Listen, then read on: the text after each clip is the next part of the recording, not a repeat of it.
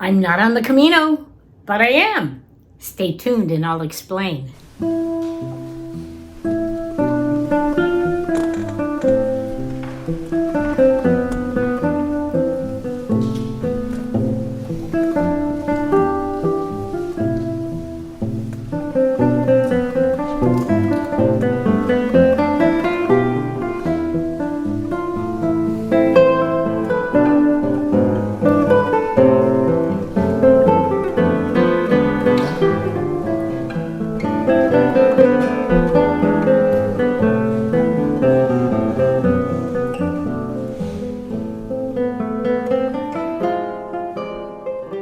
I have just returned from walking Caminos for the past 3 months.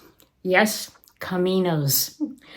I didn't walk one, but several. When my 90-day visa ran out, I was in Santander walking the Camino del Norte. I couldn't finish that one, but will continue from there next year. So that Camino was the beginning of my 55th Camino. Next year, I'll finish that one up and then begin my 56th. I typically walk 8, 9, 10 or so Caminos each year. So because I haven't finished this Camino, I'm still walking this one. I'm just taking a bit of a break. The reason I'm sharing this with you is to give you something to think about.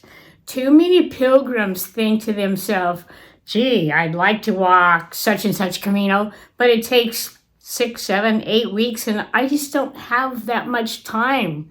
Well, who says you have to walk the whole Camino in one go?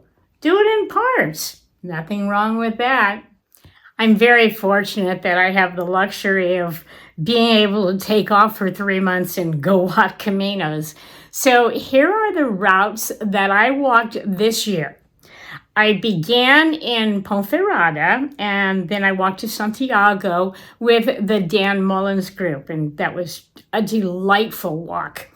Then I took a plane from Santiago down to Seville, then a bus to Malaga, and began walking the coastline east. This is a new route that only just opened up this June 2024.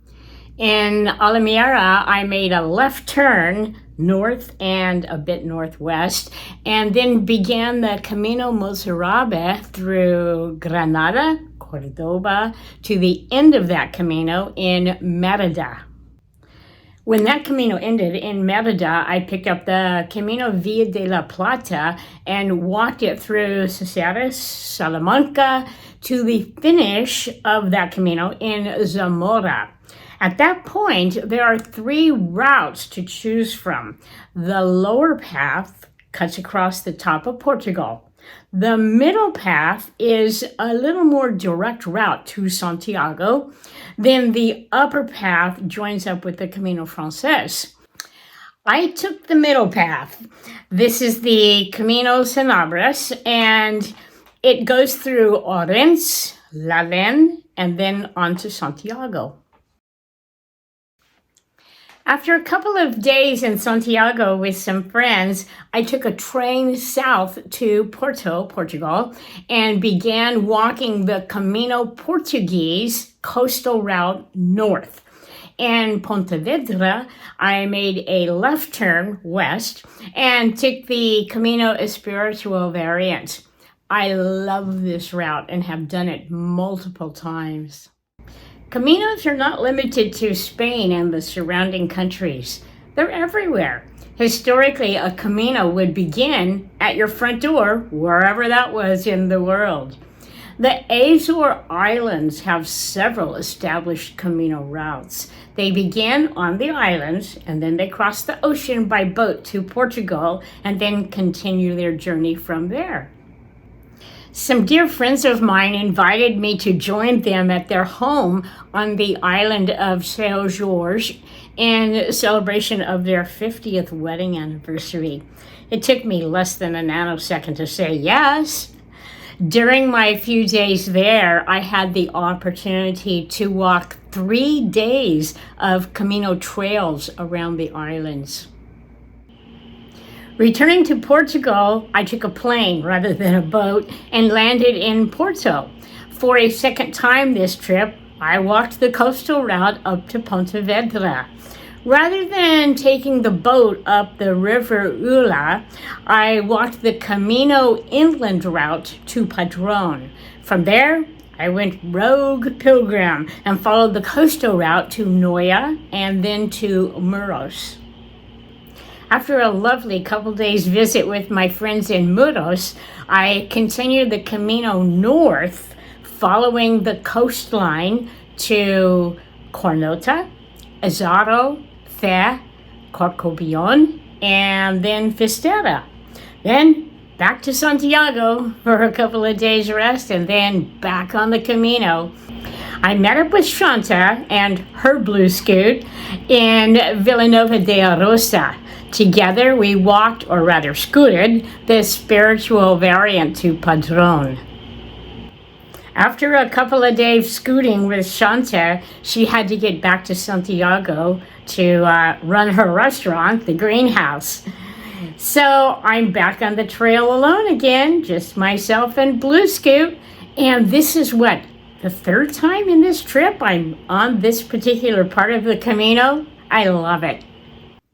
So this time in Padrón, I made a wide left turn and went to Noia, and then a big right turn and finished up the Camino Muros to Santiago.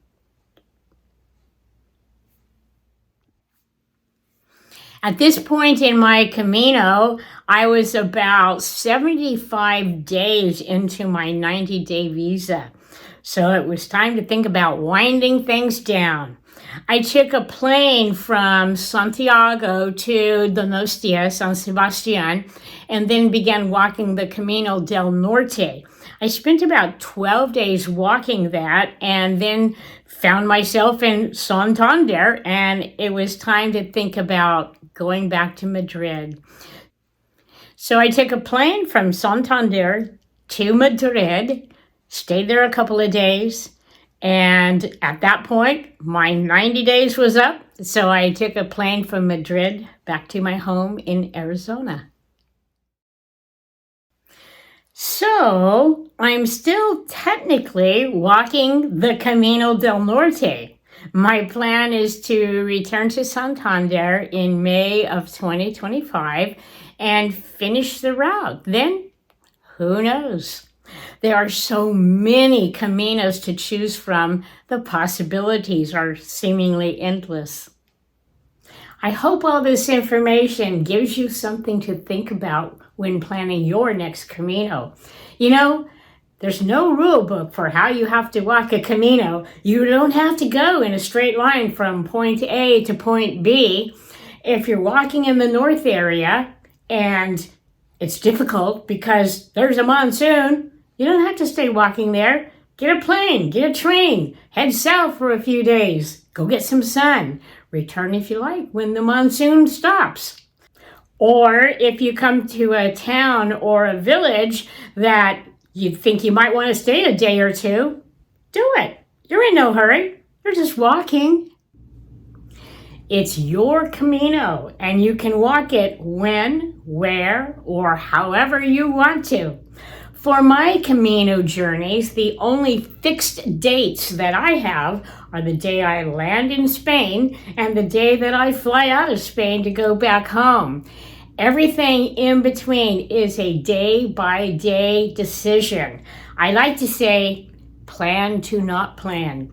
Every day is like a present given to you. As you unwrap it, you're always surprised by what it brings.